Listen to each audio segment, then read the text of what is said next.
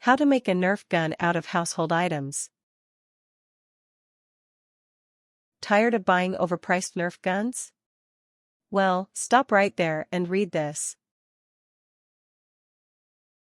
Steps. 1. Get a cardboard tube and a PVC pipe. The pipe should be smaller than a Nerf dart.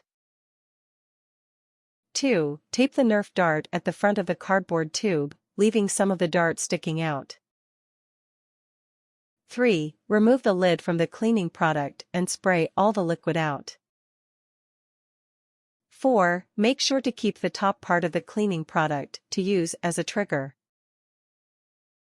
5. Create a hole in the cardboard tube that allows enough room to spray liquid.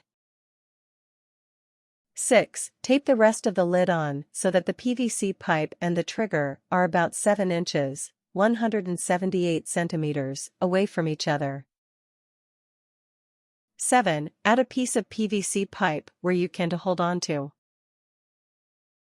8. Place a Nerf dart in the PVC pipe at the front of the gun. 9. Pull the trigger, then let go completely. Things: